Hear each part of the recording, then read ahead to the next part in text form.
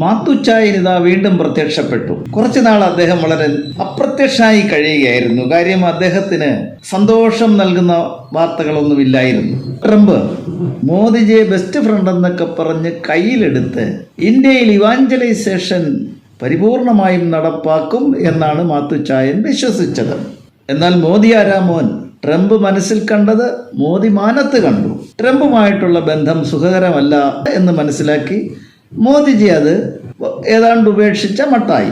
നിരാശനായ മാത്തുച്ചായൻ പിന്നീട് ഇന്ത്യയെ, മോദിജിയെ ഒക്കെ അങ്ങ് ആക്ഷേപിച്ചു.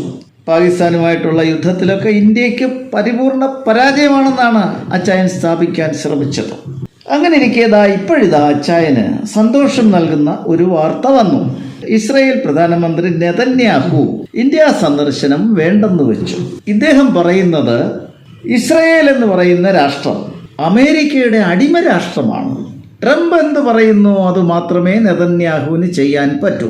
അപ്പോൾ മോദിജിയും ട്രംപുമായിട്ടുള്ള ബന്ധം വഷളായത് കൊണ്ടാണ് നെതന്യാഹു ഇന്ത്യ സന്ദർശനം മാറ്റിവെച്ചത് അല്ലെങ്കിൽ വേണ്ടെന്ന് വെച്ചത് എന്നാണ് ഇദ്ദേഹം പറഞ്ഞ് ഫലിപ്പിക്കാൻ ശ്രമിക്കുന്നത്. അതല്ലെന്ന് നമുക്കറിയാം. ഇസ്രയേലിന് ഗാസയിൽ നിന്നും ഉള്ള തീവ്രവാദ ആക്രമണങ്ങളെ ചെറുക്കാനും തീവ്രവാദികളെ പരിപൂർണമായി നശിപ്പിക്കാനും ഇസ്രയേലിന് കഴിഞ്ഞു. ഇസ്രയേൽ ഏതായാലും ഗാസ തീവ്രവാദ ഭീഷണിയിൽ നിന്ന് ഏതാണ്ട് മോചിതയായി. പക്ഷേ ഭാരതമോ പാകിസ്ഥാനിൽ നിന്നുള്ള തീവ്രവാദ ആക്രമണങ്ങൾ കൂടെ കൂടെ വന്നുകൊണ്ടിരിക്കുകയാണ്. മാത്രമല്ല ഇന്ത്യയിൽ തന്നെയുള്ള തീവ്രവാദികൾ ഇവിടെ തീവ്രവാദ പ്രവർത്തനങ്ങളും നടത്തുന്നു. അതാണ് ഡൽഹിയിൽ നമ്മൾ കണ്ടത്. അപ്പോൾ ഇന്ത്യയിൽ നെതന്യാഹു എത്തുമ്പോൾ ഈ തീവ്രവാദികളെ സംബന്ധിച്ചിടത്തോളം നെതന്യാഹു ഒരു വൻപൻ ശത്രുവാണ് അവരുടെ. അപ്പോൾ അതുകൊണ്ട് അദ്ദേഹത്തിനെതിരെ എന്തെങ്കിലുമൊക്കെ ഉണ്ടാവാൻ സാധ്യതയുണ്ടെന്ന് കണക്കിലെടുത്തുകൊണ്ട് ആയിരിക്കാം അദ്ദേഹം അത് വേണ്ടെന്ന് വെച്ചത്.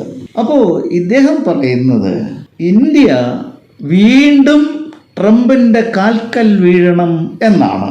കാരണം ഖത്തർ, UAE തുടങ്ങിയിട്ടുള്ള ഇസ്ലാമിക രാഷ്ട്രങ്ങൾ ഈ ട്രംപിൻ്റെ അധീനതയിലാണ്.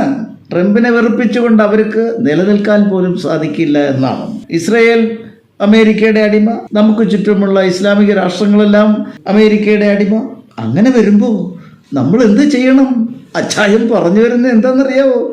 മോദിജി പോയി ട്രംപിൻ്റെ കാൽക്കൽ വീണ് ട്രംപണ്ണ ക്ഷമിക്കണം എന്ന് ക്ഷമാപണം നടത്തി ട്രംപിൻ്റെ ആ അധീശത്വം ഏറ്റുവാങ്ങി ട്രംപിൻ്റെ ഒരു വാലാട്ടിപ്പട്ടിയെ പോലെ കഴിയണം. അതുമാത്രമാണ് ഇന്ത്യക്ക് രക്ഷയായിട്ടുള്ളതെന്നാണ് ഈ പഹയൻ പറഞ്ഞു വരുന്നത്.